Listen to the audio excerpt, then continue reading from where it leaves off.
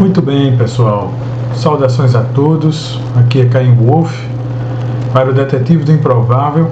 Hoje nós temos um polêmico tema para a gente discutir, porque sempre se falou que os OVNIs são máquinas incríveis que atravessam a galáxia, que atravessam multi-universos, e que ao mesmo tempo que se fala isso, também se fala que elas caem, que elas apresentam defeitos. Será isso?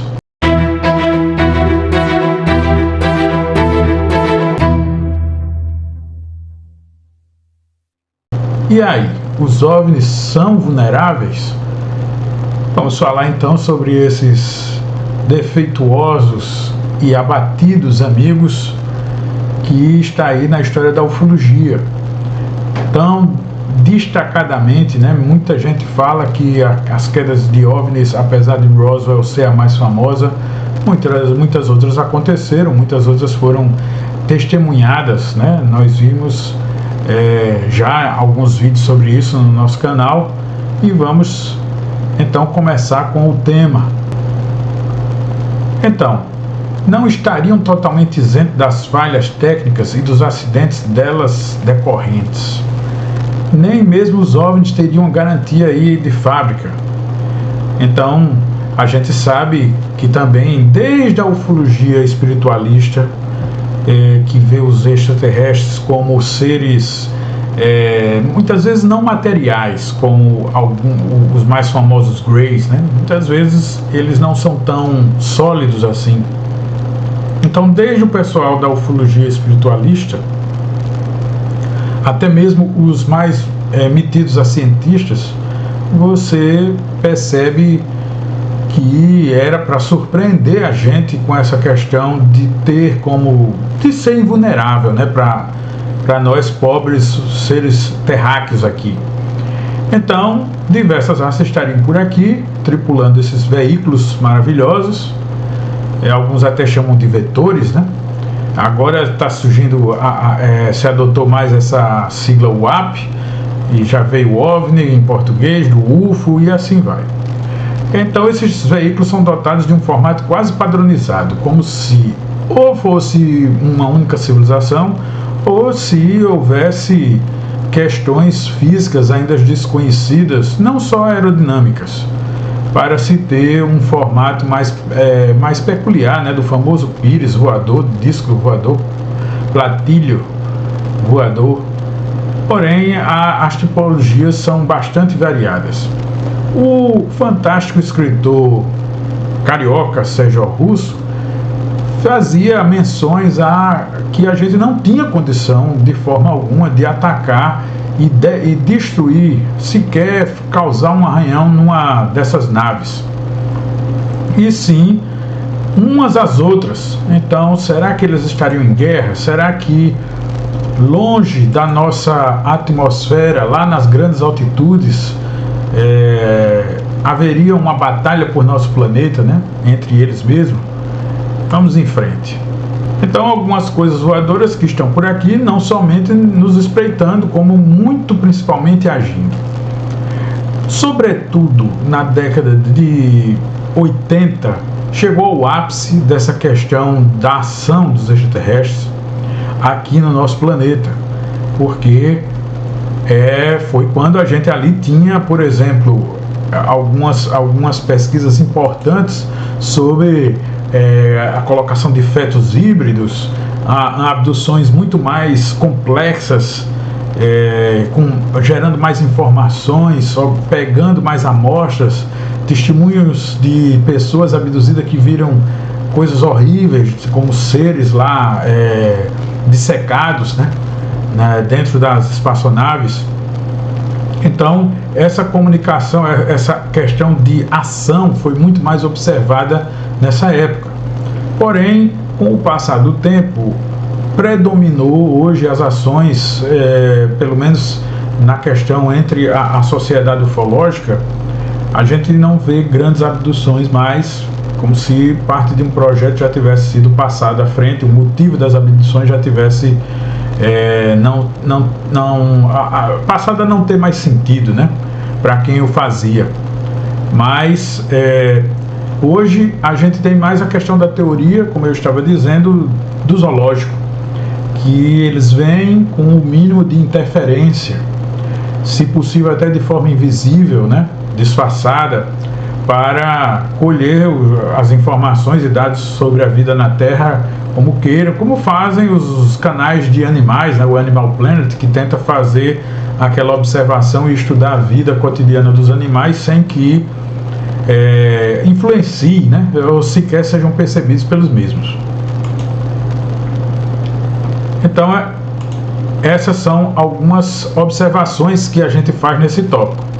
Então, são máquinas espantosas, né, que são dotadas desse formato discoide, porém com aparência bastante diversificada. Sempre foi assim. Os grandes tipos de naves espaciais que a ufologia observa são sempre discoides, em médio e pequeno tamanho, ou são bolas, né, verdadeiras bolas ou circunferências, que hoje são chamadas mais de não tripuladas, e as grandes naves mães em formato de charuto, né, também desde a década de 50, que é citado naves desse tipo, da qual sairia muitas outras naves pequenas do tipo discoide, sendo então chamadas de nave mãe por este motivo. Já o aspecto entre as naves discoides que mais nos visitam tem essa com, sem escotilha, algumas a porta, né, depois de fechada, sequer fica a divisão, torna como se fosse uma parede sólida ali de algum tipo de metal. Tem suas plataformas simples, ou duplas, ou triplas, alguns aquele típico formato de Saturno, né, uma bola no meio, como um pogobol, né, com um prato ao lado, nos lados assim, uma borda, e etc. Já se teve foto na revista Planeta e na revista UFO até de naves discoides pousadas com aquele trem de pouso, vamos chamar assim, de luz sólida. Falado que eles produziam luz sólida. Luz sólida essa que não produzia apenas o trem de pouso, mas também produzia um escudo protetor da nave, né? O que leva a mais resistência ainda das nossas armas. Então, se estamos avaliando os defeitos dessas naves, vamos falar um pouco mais desses tipos, né? Eles possuem a notável capacidade de realizar materializações e desmaterializações. Então não é só essa questão de nave se utilizar de nuvem. Se você perguntar a algum piloto, você vai ver que entrar numa nuvem, por exemplo, cúmulos nimbus, não é uma tarefa tão fácil para um veículo voador, né? Porque ali há densidades dos gases, há alterações que podem causar muito problema para os tripulantes. E falando ainda desses tipos, a gente suspeita que as formas de propulsão de algumas delas estariam ligadas ao eletromagnetismo. Isso aí já é falado lá desde daqueles supostos ex-trabalhadores, funcionários, como o Bob Lazar da Área 51, né, que aprenderam muito de tecnologia reversa.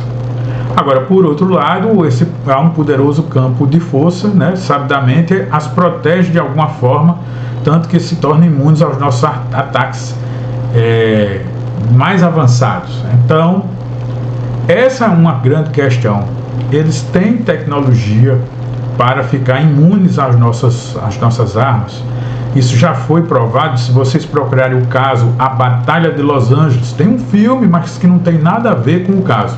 Procure. Foi um avistamento que numa comunidade grande, que foi bombardeada a noite toda, até porque foi um pouco depois do ataque de Pearl Harbor, né, na Segunda Guerra. Já tinha esse trauma a sociedade americana, e o próprio ataque a essa nave fez com que muitas bombas caíssem e matassem pessoas americanas nesse evento, e a nave ficou lá totalmente indiferente aos ataques. Vale a pena vocês procurarem esse caso aí. Qualquer coisa a gente também comenta, fala alguma coisa, né, nos comentários. Então estamos falando de panes, defeitos e fragilidades na sua maior possibilidade. já que a chance da gente estar atacando e tendo sucesso é mínima, tirando a possibilidade de haver uma guerra entre elas, como defendia Sérgio Russo, nós passamos para outra, que é elas, por serem máquinas, também apresentarem defeitos, por mais avançadas que sejam. Então não existe uma forma melhor da gente estudar do que citar casos para vocês. Então vamos fazer estudos de alguns casos pontiformes aí, para a gente continuar vendo aqui. Então, no verão de 1952, houve um caça modelo Sabre F-86 da Força Aérea Americana, que teria então visto um OVNI, né, sobre a região lá dos Grandes Lagos. Então o piloto entrou em contato e exigiu que a identificação desse aparelho, e ninguém chegou a responder algo que fosse realmente válido. Então ele tentou entrar em contato com o próprio aparelho, o aparelho não respondeu, ele assumiu posição de ataque e abriu fogo, né, na época com seus canhões de 20 milímetros. Um poderoso ataque até hoje. Então o objeto discoide foi atingido em cheio e o piloto informou a torre que realmente o alvo foi atingido, e aparentemente chegou a ser avariado, oscilou violentamente, partindo em grande velocidade na direção vertical. Então, se foi atingido, não foi uma situação que comprometeu que ele se evadisse, né, se utilizando da sua grande tecnologia. Um outro estudo de caso, de 1953, vocês estão vendo aí o burburinho que estavam os céus do mundo, sobretudo nos Estados Unidos, né? Então, em 1953, fato testemunhado também por uma autoridade policial de Ontário. A gente precisa dizer que lá nos Estados Unidos, para um policial testemunhar algo, ele precisa estar muito convicto do que está falando, porque lá a coisa é diferente de algumas outras repúblicas. Então esse policial falou que um disco teria se desintegrado em pleno ar, através de uma intensa explosão que espalhou partículas luminosas semelhantes a uma chuva azulada por uma vasta área do céu. É muito comum, em alguns casos, vocês viram, tem até de alguns artistas brasileiros. Tem o caso também da ilha Maui, ou Maui, que a gente vê essa questão de liberação de material por parte de discos voadores. O Chico Anísio tem um vídeo que ele disse que está chegando, acho que na cidade de Natal, se não me engano, a gente já publicou esse vídeo no canal, em que ele fala dessa chuva de partículas brilhantes, prateadas. Ele não é o único que fala. Já vi alguns testemunhos, eu acho muito interessante isso, porque não sabemos se é um sinal de algum defeito, né? O caso da ilha Maui parecia ser um defeito que se resolveu após haver essa liberação dessas partículas. Mas vamos em frente. Já em 1954, toda a tripulação e também os passageiros, aí estamos falando de um avião comercial da Eastern Airlines, sobrevoava então o aeroporto de Hartford e presenciou então, né, uma gigantesca explosão de um OVNI. Essa explosão iluminou o céu por cerca de 100 milhas, à semelhança de uma explosão nuclear. Então foi um verdadeiro mini-sol. A gente não sabe o que foi realmente 100% esse fenômeno, se foi uma autodestruição, se foi uma passagem para outro local, uma forma de se locomover. Como houver a partir de uma base militar próxima a expedição de um caça para especificamente interceptar o intruso, suspeita-se que o piloto tenha logrado êxito ao abatê-lo. Bom, do ponto de vista das testemunhas do avião, nunca foi colhido a visão de um míssil. Ficou o dito pelo não dito. Eu prefiro acreditar que o nosso pobre míssil não tinha essa capacidade. Então, naquele mesmo ano, pescadores residentes aqui do Brasil e alguns turistas que estavam na praia do Cruzeiro, em Ubatuba, no estado de São Paulo, chegaram a ver, e não foi de noite, não foi uma luz distante no céu, foi algo em plena luz do dia, né? Um OVNI que aparentemente estava avariado, tentava fazer evoluções para subir para as camadas mais altas da nossa atmosfera sem conseguir sucesso, e terminou por explodir jogando seus milhares de estilhaços dentro do mar, e alguns foram recolhidos na praia de Ubatuba, né? E foram enviados a um grande ufólogo, um grande pesquisador, parapsicólogo, médico, Olavo Pontes, que na época pesquisava. Vocês ainda podem achar alguns vídeos deste grande cientista que existiu e que não pode ser esquecido.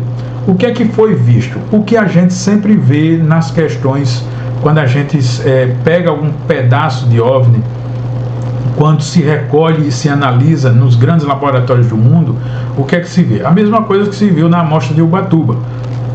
Uma pureza de determinado metal conhecido, às vezes, na maioria das vezes metal conhecido, mas de uma pureza que não existe no planeta Terra, que a gente também não é capaz de fazer, muitas vezes, aquela liga metálica de uma forma tão pura, e que a gente pode até dizer, mas isso pode ter vindo do espaço através de meteoritos. Sim, mas mesmo em pedaços de meteorito que chegam aqui, esse metal teria características que veio do espaço, que passou pela atmosfera, e poderia tudo isso ser evidenciado.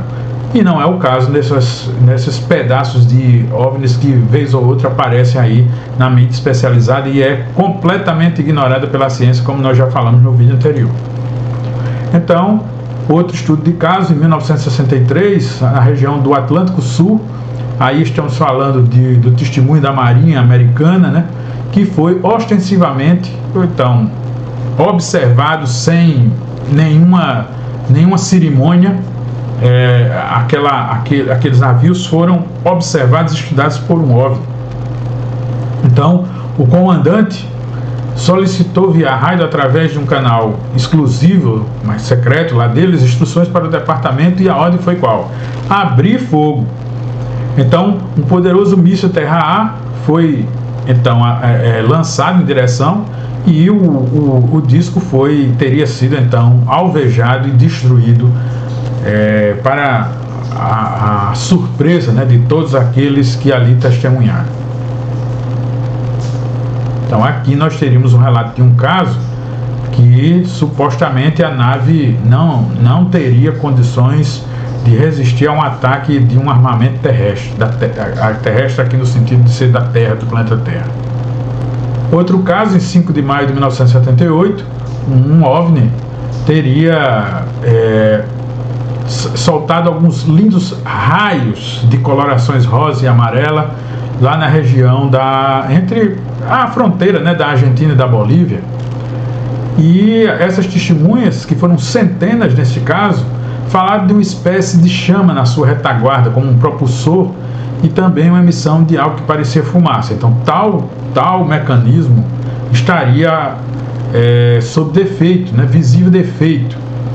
Quando se situava na região de Mecoy, na Bolívia, ele não se consertou e chegou então a ser destruído, né, explodindo violentamente.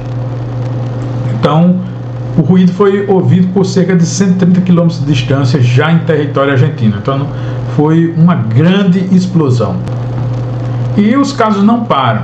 Se vocês continuarem os estudos, e o objetivo de cada vídeo aqui do Detetive é estimular a leitura, a leitura ufológica, a leitura do realismo fantástico, que vai consequentemente jogar todos a leitura geral, e fazendo com que surjam novos ufólogos, novos investigadores e pesquisadores, por que não? O objetivo é justamente esse: promover e incentivar a leitura de outros casos. Então a gente deixa a coisa meio com gostinho de quero mais. O caso Varginha, ele no início, na época, para quem for ler um resumo do caso Varginha, vocês vão ver o relato de um casal na zona rural, perto de Varginha, que fala de um submarino ou de algo que parecia um ônibus voador que estava soltando fumaça em baixa altitude. Então, supostamente seria mais uma dessas aeronaves aí falíveis, né, apresentando defeitos, sabe-se lá por que motivo. Se foi atacada por nós ou por outra nave misteriosa dessas, ou se simplesmente houve um incêndio a bordo. O próprio caso de Roswell também a nave supostamente não houve um contato maior, ela simplesmente caiu, saiu quicando, né? O Roswell são 2 pontos de contato, pouca gente sabe disso, e se destruiu, aparentemente, ou atacada, sabe-se lá por quê, ou avariada, né? E na própria Área 51 a gente sabe que se estuda essa questão de como são as armas, de como essas naves podem ser vulneráveis e de como elas se protegem das nossas armas. Então a gente poderia até, agora, por exemplo, nesses últimos casos da Marinha, a gente poderia até saber um pouco mais de como poderíamos alvejá-las. E no meio de tudo isso vocês vão ver, claro, que eu sempre lembro, verdades, meia-verdades e mentiras, né? Demais aí na mídia. Cada vez chega sempre um ex-grande chefe ou ex-funcionário do serviço secreto das Forças Armadas dos Estados Unidos. Nunca vi um povo tão infiel. Eu tive a oportunidade de servir na Marinha e digo a vocês que a questão do segredo das missões é uma questão que simplesmente passou na vida, você deixa para lá e não tem essas coisas, não há essa necessidade. Eu realmente fico pensando como num país tão militar como os Estados Unidos, há sempre um infiel desses. A minha teoria se chama contra-inteligência. Se eles não souberem nada sobre o disco voador, se pegaram alguma coisa em Roswell e se sentem ameaçados de garantir a segurança do espaço aéreo americano, é porque eles vão ter que começar a inventar coisas, né? A inventar coisas que estão sabendo, que estão estudando, que os Estados Unidos retêm muita informação. Isso seria uma maneira de dizer aos americanos que, olha, essas coisas que estão aparecendo no nosso céu, a gente sabe de tudo, quando na verdade não sabia de nada. Então, seria uma excelente forma de acalmar a sociedade, também a que importa, né? Porque aqui não importa, o Estado americano não vai, não acredita em disco voador, não tem nada a ver, vai achar que a gente está seguro, mas quando começa uma pressão aí, da questão da população que acredita em disco voador, sempre tem que aparecer um heróizinho que diz, calma, olha, a gente não pode, eles não divulgam, porque são canalhas, eles não querem revelar os segredos, mas eles sabem muito, eles têm contato com ele, para ver se gera uma certa segurança, entendeu? Então, infelizmente, pessoal, na ufologia, para se estudar, você vai ter uma boa dose de ceticismo, desconfiando até mesmo dos heróis. Ok? Espero que todos tenham gostado e que se sintam animados a pesquisar os casos que aqui a gente mostrou, né? E tentar ir atrás de bons livros aí ufológicos, boas revistas que estão ficando cada vez mais raros. É isso. Até o próximo vídeo. Um grande abraço a todos.